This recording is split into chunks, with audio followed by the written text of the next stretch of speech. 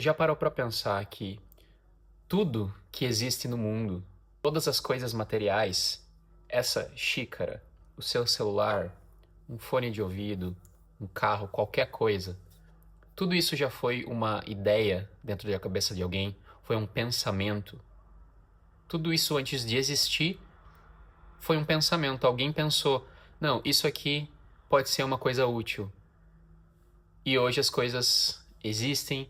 O processo de fazer as coisas acontecerem, eles começam sempre num pensamento, começam sempre dentro da nossa própria cabeça. E hoje eu queria falar um pouquinho sobre isso. Eu acredito muito que todas as coisas que a gente quer ter na nossa vida, primeiro elas têm que existir dentro da gente como uma forma de pensamento.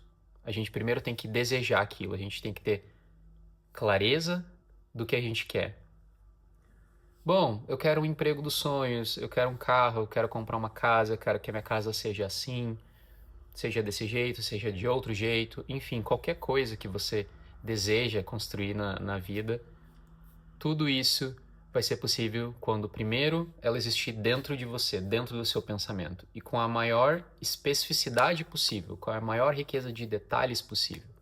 Porque quando a gente faz isso, a gente ensina o nosso cérebro, ensina o caminho das coisas que a gente quer. A gente está dizendo para ele aonde que a gente quer chegar.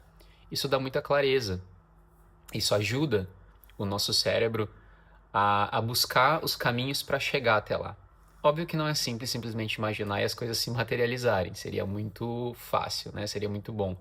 Mas, infelizmente, não é.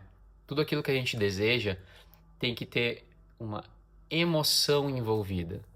Ou seja, tenho que querer muito aquilo, eu tenho que sentir que aquilo faz sentido para mim, para daí eu poder arrumar os meios para que eu consiga chegar até lá. Muita gente chama isso de manifestação, quando a gente pensa algo e coloca a nossa emoção, coloca o nosso sentimento, se imagina tendo aquilo ali, você pode chamar do que você quiser, de fé, por exemplo, de acreditar, né? Eu acho que a fé é você acreditar em algo que você não vê, né? Eu acho que a manifestação compartilha desse conceito de você acreditar, de você se ver naquilo, sem que aquilo ainda não seja material, né? Então é acreditar em algo invisível. Isso faz muito sentido quando você quer algo na sua vida. Você tem que botar energia, acreditar, sem que aquilo ainda seja real, né? Mas como eu falei, tudo começa no campo das ideias. Você vai pensar, você vai definir aquilo que você quer e aí você vai sentir como se aquilo já fosse parte da sua vida. Você vai botar energia e pensar como se aquilo já tivesse presente na sua vida, né? Isso vai ensinar o seu cérebro a buscar os caminhos necessários para que você se aproxime daquilo que você quer. Isso tem sido algo muito presente na minha vida quando eu comecei a estudar mais em como nosso cérebro pode funcionar a nosso favor, como a gente pode reaprender novos padrões, né? Quando a gente é criança, até ao redor dos 7 anos, a gente é como uma esponja, a gente absorve todos os ensinamentos, as coisas que a gente escuta, tudo isso é absorvido para formar quem a gente é, para formar a nossa identidade. Como quando a gente cresce, quando a gente se torna adulto, muitas dessas crenças a gente toma como a nossa verdade, quem a gente toma como coisas que não são possíveis de serem mudadas e a gente carrega essas crenças para tudo que a gente faz, né? Para nossa vida profissional, para nossos relacionamentos. Muitas dessas crenças são crenças que nos limitam, são crenças que a gente aprendeu vivendo num ambiente disfuncional, formas de se relacionar, né? Que também foram disfuncionais e que acabam refletindo nos nossos relacionamentos quando a gente se torna adultos.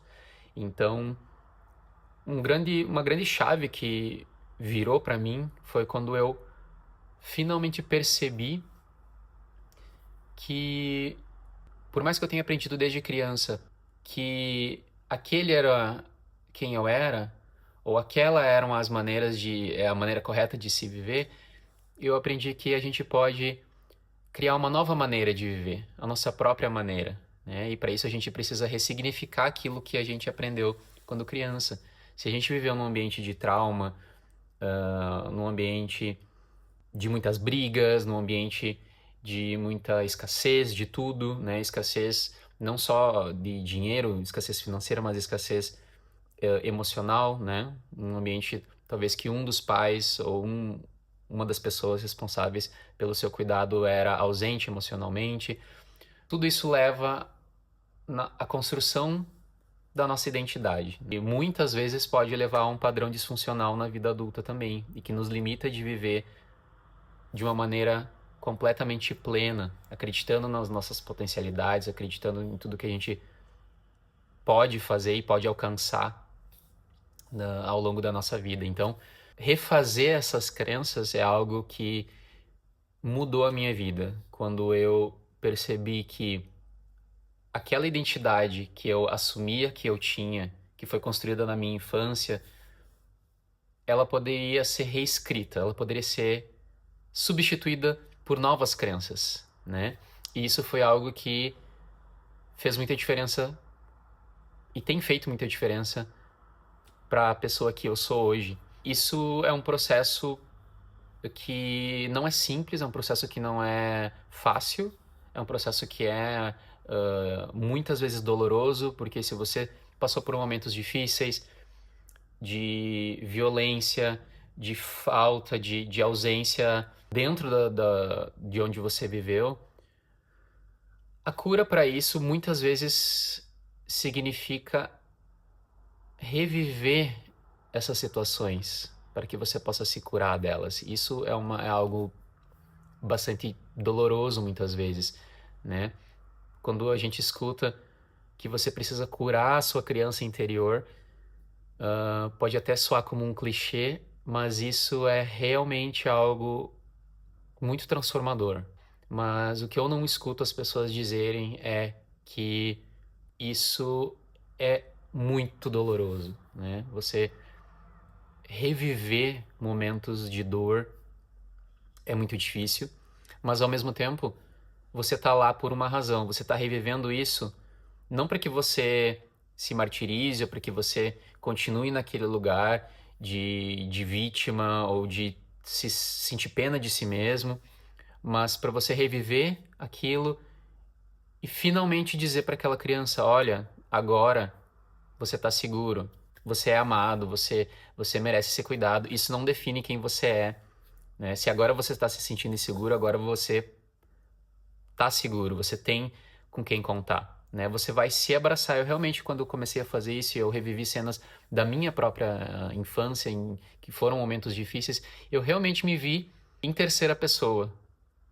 E eu fiz o exercício de realmente abraçar a mim mesmo quando criança e dizer: olha, tá tudo bem, vai ficar tudo bem. Você não é responsável pelo que está acontecendo, você não merece o que está acontecendo, não é sua responsabilidade, mas você é amado, você é cuidado. E quando você faz esse exercício, quando você abre os olhos e volta para a tua realidade, você vai sentir que algo mudou. Porque você começou um processo de cura daquela ferida, né? Então você vai talvez reviver novamente isso no futuro, essa cena, aquela cena que te machucou, isso não vai te doer tanto, né?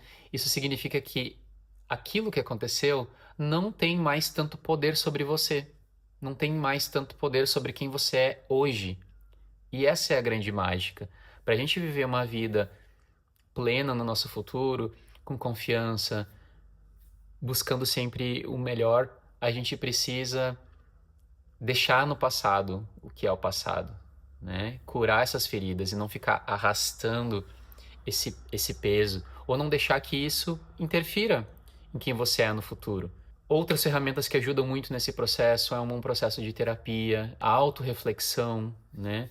Eu gosto muito também de escrever as coisas que eu estou sentindo, acho que isso ajuda muito a organizar as ideias, e tudo isso somando é um processo muito complexo, mas que eu garanto que vai trazer muito autoconhecimento, vai transformar a maneira como você enxerga o mundo, porque a gente costuma enxergar todas as situações ao nosso redor com um filtro na frente dos nossos olhos, e esse filtro são as vivências que a gente teve, as situações que a gente viveu na infância, as coisas que aconteceram e que marcaram a nossa existência. Então, muitas dessas memórias, elas são memórias dolorosas, são memórias de coisas ruins que aconteceram, de falta de proteção, né? Que é tudo que uma criança precisa. Então a gente cresce com esses filtros, isso se reflete em todas as nossas relações. Quando a gente começa a tirar esses filtros, a gente começa a ver a vida de uma outra maneira.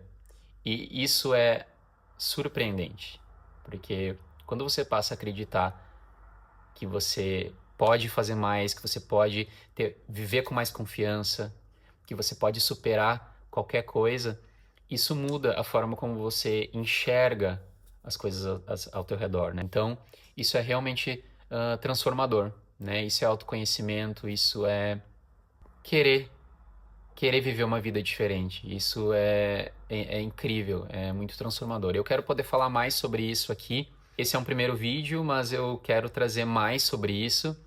Meu nome é Guilherme, eu sou médico, atualmente moro na Holanda.